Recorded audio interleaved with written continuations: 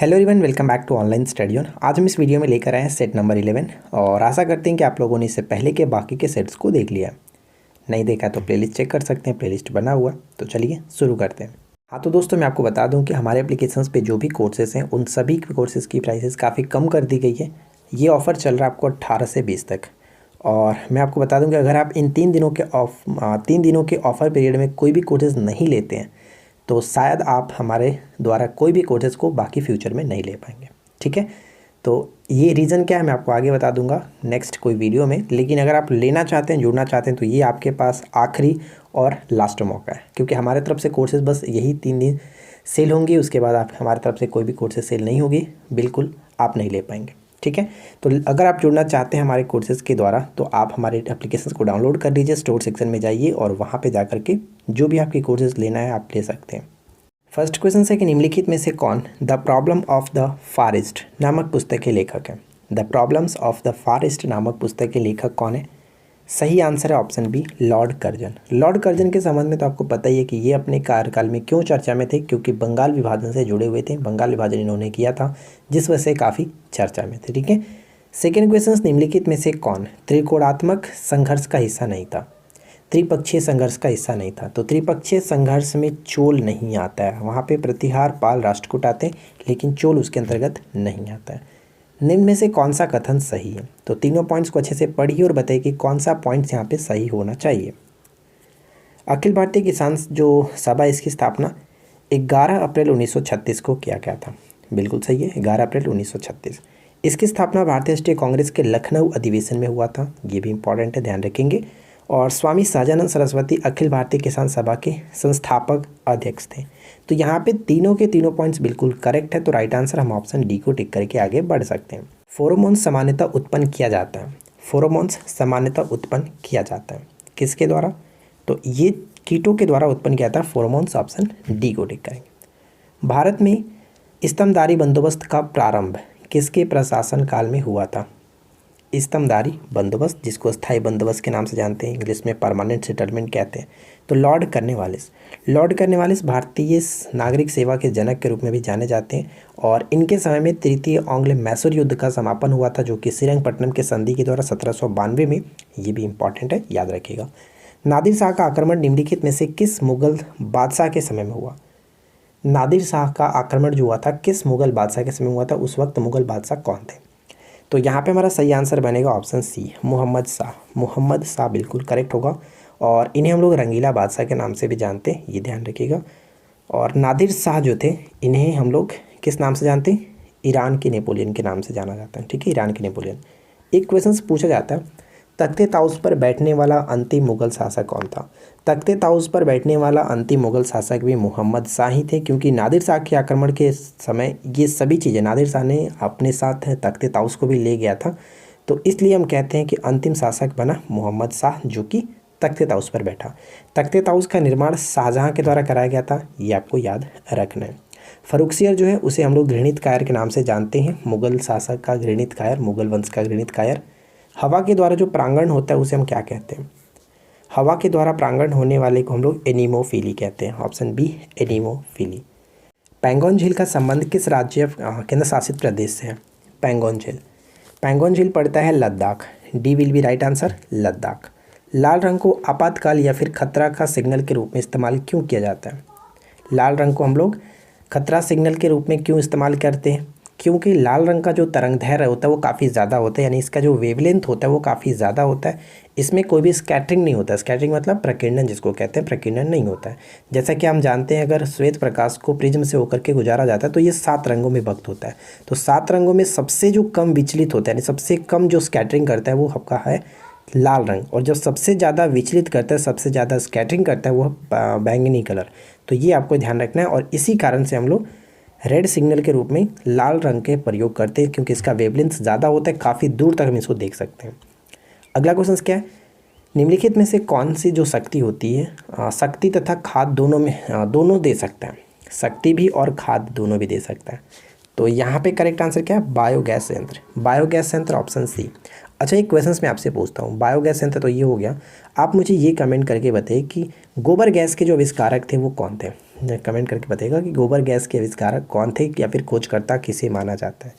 जैव विविधता के कम होने का मुख्य कारण क्या? जैव विविधता के कम होने का मुख्य कारण क्या है? तो राइट आंसर बन जाएगा ऑप्शन डी, आवासीय विनाश। आवासीय विनाश होने के कारण हम कह सकते हैं कि जैव विविधता कम होता जा रहा है। पृथ्वी के भूपर पट्टी में कौन सा तत्व प्रचुर मात्रा में पाया जाता है? पृथ्वी के भूपर पट्टी में कौन सा तत्व प्रचुर मात्रा में पाया जाता है? तो राइट आंसर हो जाएगा option b, aluminium. Aluminium option b. Bihar में दियारा भूमि के बारे में कौन सा वाक्य सत्य है? बिहार में दियारा भूमि के बारे में कौन सा कथन सत्य है? देखिए दोस्तों, मैं आपको एक छोटा सा पॉइंट यहाँ पे बताता हूँ। नेक्स्ट जो वीडियो हमारी आएगी यानी सेट नंबर 12 जो आएगा, वो हम आपको 75 to 80 क्वेश्चंस के साथ करेंगे। जिस तरह से अभी आप ये 50 क्वेश्चंस के साथ देख रहे हैं, उसको हम लोग 75 या 80 क्वेश्चंस तक कर देंगे। हम ये मान के चलते हैं कि 20 जो क्वेश्चंस हैं वो आपके मैथ्स और रीजनिंग के रहने वाले हैं, और इन दोनों को मिलाकर के एक पूरा सेट तैयार करना थोड़ा सा मुश्किल हो जा रहा है, क्योंकि हम वहाँ पे हम लोग मैथ्स की क्लास भी ले रहे हैं। तो मैथ्स हम डेली बेसिस पे तो ले ही रहे हैं, वहाँ पे अगर हमारे एप्लीकेशन पे मैथ्स क्लास चल रहा है तो इन दोनों को मैं नहीं मिक्स कर पा रहा हूँ, क्योंकि ये दोनों मिक्स करना थोड़ा सा मुश्किल हो जा रहा है। इसलिए हम यहाँ आपको करेंगे कि फुल टेस्ट के लिए ही, यानी कि 75 से 80 क्वेश्चन आपको जीके जीएस का ही आपको डेली बेसिस पे हम करा देंगे, जैसे आप यहाँ पे 50 क्वेश्चन देख रहे हैं। ठीक है, तो अगर आप एग्री हैं तो करिए, लेकिन कोशिश हम करेंगे बीच बीच में आपको 100 क्वेश्चन करने, क्योंकि दोनों कंबाइन करके एक फुल मॉक टेस्ट आपको प्रोवाइड करा देना। ठीक है, और बहुत जल्द हमारा एक वॉल्यूम 1 भी आने वाला है, जो कि आप PDF फॉर्मेट में आपको प्रोवाइड कराऊंगा, ताकि आप प्रिंट आउट करा करके प्रैक्टिस कर सको। ठीक है, वॉल्यूम 1 आएगा बिहार SI मेंस के लिए, जो कि जिसमें आपको 10 प्रैक्टिस सेट दिया जाएगा, आप उनको सॉल्व करिएगा मैथ्स और रीजनिंग, जिस तरह से हम पिछली बार कर रहे थे उसी तरह से। ठीक है, तो इन सभी चीज़ों के लिए आप हमारे साथ बने रहिए। हमारे तरफ से जो भी हो सकता है हम आपके लिए कर रहे हैं, तो बस आप हमारे साथ बने रहिए, सपोर्ट करते रहिए। ठीक है, तो दियारा भूमि के बारे में कौन सा वाक्य सत्य है? तो उबड़ खाबड़ जो मैदान है बिहार में, उसे दियारा भूमि के नाम से जाना जाता है। Right answer option c. Konkan railway परियोजना निम्नलिखित में से किन शहरों में जोड़ता है? कोंकण रेलवे परियोजना, तो कोंकण रेलवे परियोजना जिसकी लंबाई 760 किलोमीटर है, ये जोड़ता है रोहा को मंगलोर से।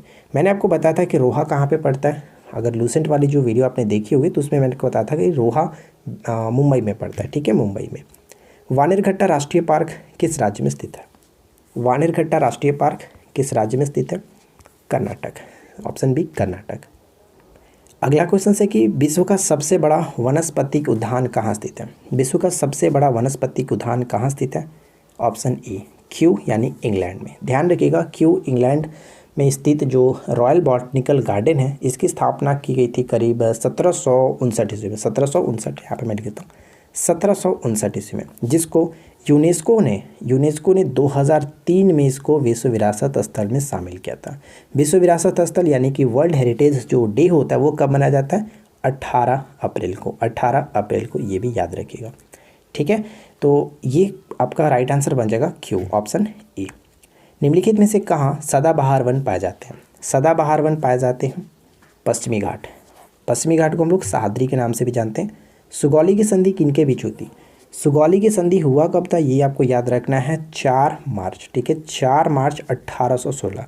1816 किसके समय में? 1816 में लॉर्ड हेस्टिंग्स का समय था। ध्यान रखिएगा, लॉर्ड हेस्टिंग्स, क्योंकि उनका समय 1813 से लेकर के 1823 तक था, तो उन्हीं के समय में ये आपका हुआ था।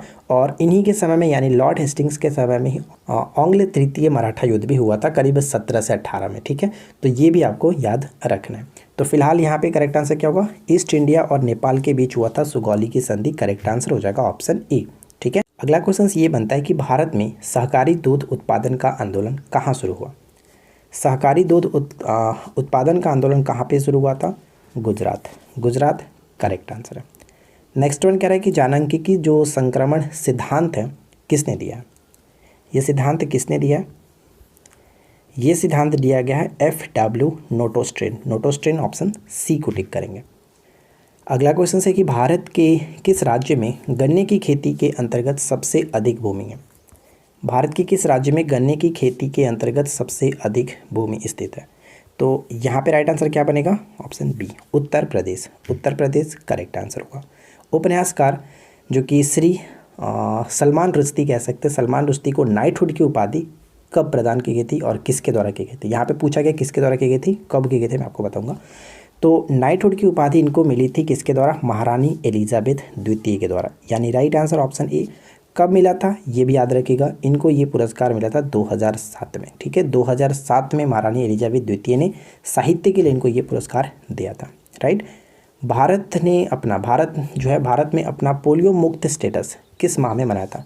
यानी भारत को पोलियो मुक्त कब घोषित किया गया था, ये आप बताइए। कब? फरवरी 2014 में। फरवरी 2014 आप ऑप्शन डी होगा। भारतीय भूभौतिकी अनुसंधान संस्थान कहाँ स्थित है? भारतीय भूभौतिकी अनुसंधान संस्थान कहाँ पे पड़ता है? तो right answer option D, Hyderabad. Hyderabad correct होगा। मीठे पानी का कल्पसर जो परियोजना है वो कहाँ अवस्थित है? मीठे पानी का कल्पसर परियोजना कहाँ अवस्थित है? कल्पसर परियोजना गुजरात। अकबर की दूसरी राजधानी निम्न में से कौन सी थी? अकबर की दूसरी राजधानी निम्नलिखित में से कौन सी थी? दोस्तों अगर आपको ये वीडियो पसंद आए तो प्लीज़ वीडियो को लाइक कर दीजिएगा। और आज की इस वीडियो का लाइक्स का टारगेट हम रखते हैं 450 लाइक्स का, और आशा करते हैं कि आप लोगों को जो भी चीज़ें बताई गई हैं उन सभी अपडेट्स के लिए आप डेफिनेटली इस वीडियो को 450 लाइक्स तक पहुँचाएँगे। तो अकबर की दूसरी राजधानी क्या थी? Option c, Fatehpur Sikri. Fatehpur Sikri option c को टिक करेंगे। मौर्य काल में एग्रोनोमाई किसे कहा जाता है? मौर्य काल में एग्रोनोमाई किसे कहा जाता था? सड़क निर्माण जो अधिकारी होते थे उन्हें कहते थे, ऑप्शन हम बी को टिक करेंगे, सड़क निर्माण अधिकारी। 10 कुमार चरित्र किसकी रचना है? 10 कुमार चरित्र किसकी रचना है? तो ये रचना डांडी की रचना है 10 कुमार चरित्र। मोस्ट इंपॉर्टेंट क्वेश्चन है, इसको याद रखिएगा। WHO मुख्यतः किसको बढ़ावा देता है? WHO जो है, WHO नहीं WTO है, सॉरी यार, WTO यानी कि वर्ल्ड ट्रेड ऑर्गेनाइजेशन है। तो ट्रेड का मतलब व्यापार से संबंध होगा।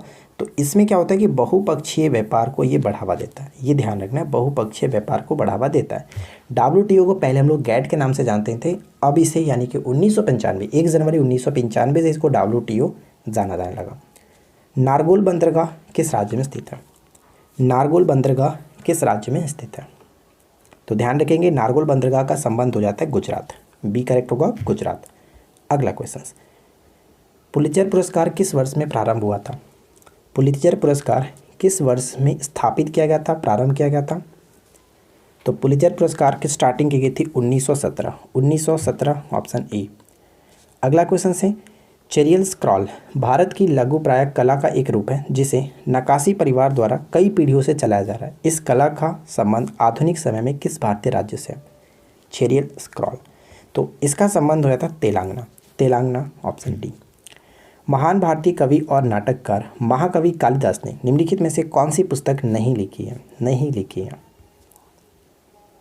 तो शकुंतलम, श्री ऋतुसंहार और मालविका मित्रम जो इनके द्वारा लिखी गई है, लेकिन मालती माधव के लेखक भभूति हैं। तो यहाँ पे सही आंसर हो जाएगा ऑप्शन सी। ट्विडल शब्द किस खेल से संबंधित है? ट्विडल जो शब्द है किस खेल से संबंधित है? ट्विडल शब्द का संबंध हो जाता है टेबल टेनिस ऑप्शन ई। प्रसिद्ध नर्तक जो कि चेमनचेरी कुन्हीरामन नायर, इनका संबंध किस नृत्य से? बताइए। इनका संबंध तो केरल से था, ये ध्यान रखिएगा। तो इनका जो संबंध है किस नृत्य से? कथकली से, कथकली ऑप्शन सी। 2017 में इनको चौथे सर्वोच्च नागरिक सम्मान पद्मश्री से भी सम्मानित किया जा चुका है। इनका जन्म केरल में हुआ था, यानी केरल के ही निवासी थे। विधान परिषद की कुल सदस्य संख्या विधानसभा के कुल सदस्य संख्या से अधिक नहीं होनी चाहिए, तो राइट आंसर बनेगा ऑप्शन बी 1/3, यानी 1/3 से ज़्यादा नहीं होनी चाहिए। निम्न में से कौन सी नदी दक्षिण से उत्तर की ओर बहती है? दक्षिण से उत्तर की ओर बहती है कौन सी नदी? करेक्ट आंसर क्या होगा? सोन यहाँ पे राइट आंसर है, ध्यान रखेंगे सोन। ठीक है, सोन नदी का उद्गम अमरकंटक से होता है, और अमरकंटक से एक और निकलता है जो कि नर्मदा कहते हैं। नर्मदा आपका पश्चिम के दिशा में बहते हुए अरब सागर में जाकर के गिरता है, और जबकि सोन ये जाकर के गंगा में मिल जाती है। अगला क्वेश्चन, गर्म रेगिस्तानों में तथा उनके चारों ओर पवन धूल से बनने वाली जो मृदा होती है उन्हें हम किस नाम से जानते हैं? गर्म रेगिस्तानों में तथा उनके चारों ओर पवन ऊर्जा यानी पवन धूल से बनने वाली जो मृदा होती है उसे हम लोग किस नाम से जानते हैं? उसे आपको ध्यान रखना है, उसे हम लोग कहते हैं लोएस मृदा option D. A nation in the making जो पुस्तक है इसके लेखक कौन है? A nation in the making पुस्तक के लेखक हो जाते हैं सुरेंद्र नाथ बैनर्जी। सुरेंद्र नाथ बैनर्जी, ऑप्शन सी। पंडित बुधादित्य मुखर्जी निम्नलिखित में से किस वाद्य यंत्र से जुड़े? पंडित बुधादित्य मुखर्जी का संबंध किस वाद्य यंत्र से? देखिए काफ़ी अच्छे अच्छे क्वेश्चंस हैं, तो आप हमारे साथ बस बने रहिए, रेगुलर प्रैक्टिस करते रहिए और हो सके तो इन सभी क्वेश्चंस को आप नोट डाउन कर लीजिए, क्योंकि एग्ज़ाम टाइम पे आप चाहो तो इसको रिविजन्स भी कर सकते हो। और अगर आप खुद से लिखेंगे सभी क्वेश्चंस को तो आपको ये याद भी हो जाएगा, लॉन्ग टर्म तक याद भी रहेगा। तो बस मैं आपको यही रिकमेंड करूँगा कि अगर हो सके तो प्लीज़ इसे ज़रूर नोट डाउन कर लीजिए इन सभी क्वेश्चंस को, राइट। तो यहाँ पे करेक्ट आंसर क्या बनेगा? सितार। सितार बिल्कुल सही आंसर हो जाता है। लॉर्ड डलहौजी की अधिग्रहण नीति, यानी कि जिसको हम लोग डॉक्ट्रिन्स ऑफ लैप्स के नाम से जानते हैं, व्यापकगत सिद्धांत के नाम से जानते हैं, तो इनका ये प्रमुख उद्देश्य क्या था? लॉर्ड डलहौजी का शासनकाल 1848 से 1856 तक था। तो इसके बीच देखिए, भारत में ब्रिटेन निर्मित वस्तुओं का निर्यात बढ़ाना इसका उद्देश्य था। भारतीय सहयोगी राजाओं से छुटकारा पाना, भारत में ब्रिटेन के उद्योग के लिए कपास के रूप में कच्चे माल की आपूर्ति सुनिश्चित करना। तो ये तीनों के तीनों संबंध यहाँ पे हम कह सकते हैं कि उनकी अधिग्रहण नीति के मुख्य उद्देश्य था। तो राइट आंसर यहाँ पे बन जाएगा ऑप्शन डी, 1, 2, 3 बिल्कुल सही है। ये ध्यान रखिएगा, अगर आपसे पूछ ले कि डॉक्ट्रिन्स ऑफ लैप्स के अंतर्गत सबसे पहला शिकार कौन हुआ था, तो सबसे पहला शिकार महाराष्ट्र का सतारा हुआ, ठीक है। और अवध को किस तरह से मिलाया गया था? तो राज्य में कुप्रशासन की विधि के द्वारा उसको मिलाया गया था। शीत युद्ध कब शुरू हुआ? शीत युद्ध कब शुरू हुआ? तो ये स्टार्ट हुआ था 1947, ठीक है। 1947 यहाँ पे बिल्कुल सही आंसर बन जाता है। नेक्स्ट वन की किस पंचवर्षीय योजना में गरीबी हटाओ को प्राथमिकता दी गई थी? गरीबी हटाओ को प्राथमिकता दी गई थी। 5वीं योजना 74 से 79 ये ध्यान रखिएगा। और इस पंचवर्षीय योजना को बीच में ही समाप्त कर दिया गया था, 78 में समाप्त कर दिया गया। उसके बाद 5 वर्षों के लिए अनवरत योजना यानी कि रोलिंग प्लान को लाया गया, लेकिन उसे भी 80 में बंद करके फिर से 6ठी पंचवर्षीय योजना स्टार्ट कर दिया गया था। तो ये आपको याद रखना है, ठीक है। नेक्स्ट वन की निम्न में से कौन सा जोड़ा सही सुमेलित नहीं है? कौन सा जोड़ा सही सुमेलित नहीं है? देखिए, नई आर्थिक नीति की जो घोषणा की गई थी, पीवी नरसिम्हा राव उस वक्त के जो प्रधानमंत्री थे, वित्त मंत्री मनमोहन सिंह थे, तो उनके समय में उदारीकरण नई आर्थिक नीति की घोषणा की गई। योजना आयोग का गठन यहाँ पे गलत है, क्योंकि 15 मार्च 1950 को इसका गठन हुआ, जिसे अब हम लोग नीति आयोग के नाम से जानते। 1 जनवरी 2015 से नीति आयोग हो चुका है, राइट। राष्ट्रीय विकास परिषद, ये आपका बिल्कुल सही है कि 6 अगस्त 1952 को इसकी स्थापना की गई थी, और नीति आयोग तो आप यहाँ पे देख रहे हैं 2015। तो गलत क्या है? ऑप्शन बी जो कि गलत है। नेक्स्ट क्वेश्चन बनता है कि द्विवार्षिक सैन्य प्रशिक्षण अभ्यास एक्सरसाइज जो शक्ति होता है, शक्ति का संबंध भारत और किस देश के बीच है? तो शक्ति भारत और फ्रांस के बीच होता है। ऑप्शन सी को टिक करेंगे, ठीक है। ऑप्शन सी यहाँ पे करेक्ट होगा। किस राज्य ने सफाई स्वच्छता के लिए क्लैप अभियान स्टार्ट किया? क्लैप, अगर हम क्लैप को अच्छे तरीके से तोड़ें तो यहाँ पे आपको मिलेगा CLAP। तो CL का मतलब यहाँ पे पूरा हो जाएगा क्लीन, और AP का मतलब आंध्र प्रदेश। तो क्लीन आंध्र प्रदेश ये पूरा हुआ, राइट आंसर हो जाएगा ऑप्शन डी, ठीक है। ऑप्शन डी यहाँ पे बिल्कुल सही आंसर है। वर्ष 2021 में भारत के व्यापार भागीदार के रूप में शीर्ष स्थान पर कौन सा देश रहा? भारत के व्यापार भागीदार के रूप में शीर्ष स्थान पर कौन सा देश रहा? तो अमेरिका, ऑप्शन बी अमेरिका। कोविड-19 की नोवावैक्स टीके को मान्यता देने वाला पहला देश कौन सा बना? नोवावैक्स टीके को मान्यता देने वाला पहला देश कौन सा बना? Indonesia. C will be correct answer, Indonesia. तो आशा करते हैं दोस्तों कि आपने वीडियो को लाइक कर दिया होगा, और साथ ही साथ चैनल को सब्सक्राइब नहीं किया तो सब्सक्राइब करके नोटिफिकेशन बेल आइकन को ऑल पे सेट कर लीजिए, क्योंकि आपको यहाँ पे रोज़ाना इसी तरह की न्यू कंटेंट देखने को मिलती रहती है। किसने नेल्सन मंडेला नोबेल शांति पुरस्कार 2021 से सम्मानित किया गया? किसे? तो ये जो पुरस्कार मिला है अजय कुमार शर्मा जी को मिला है। Option A, Ajay Kumar Sharma. किस देश में दुनिया का पहला पृथ्वी विज्ञान उपग्रह ग्वांगमू लॉन्च किया गया? ग्वांगमू को लॉन्च किया गया किस देश के द्वारा? ऑप्शन बी, चाइना के द्वारा। तो यहाँ पे हम लोगों ने 50 MCQ कवर किया, और इसके जो नेक्स्ट वीडियो आएगा यानी सेट नंबर हम 12 जब लाएंगे तो उसमें हम लोग 80 क्वेश्चंस के साथ 75 से 80 क्वेश्चंस आपको देखने को मिलेगा। तो काफ़ी अच्छा भी लगेगा, क्योंकि एक फुल टेस्ट के थ्रू यानी GK GS जितने भी आपके रहते हैं क्वेश्चंस एग्जाम्स में, वो आपको देखने को मिलेगा, ठीक है। और ये वीडियो आपको कैसा लगा नीचे कमेंट करके बताइए। वीडियो अच्छा लगा हो तो पता है क्या करना है ना, वीडियो को लाइक करके शेयर भी कर देना है, और साथ ही साथ चैनल को सब्सक्राइब ज़रूर करके रखिए, क्योंकि अब यार आपका ही चैनल है, आपको सब्सक्राइब करेंगे तो आपकी ही फैमिली अच्छी और बड़ी होगी, तो आप कर ही सकते हो। और जो भी लाइक्स का टारगेट है आप प्लीज़ 450 यानी 450 लाइक्स कंप्लीट कर दीजिए, ताकि हमें नेक्स्ट वीडियो बनाने में काफ़ी अच्छा लगे। तो चलिए मिलते हैं नेक्स्ट क्लास में। Thanks for watching.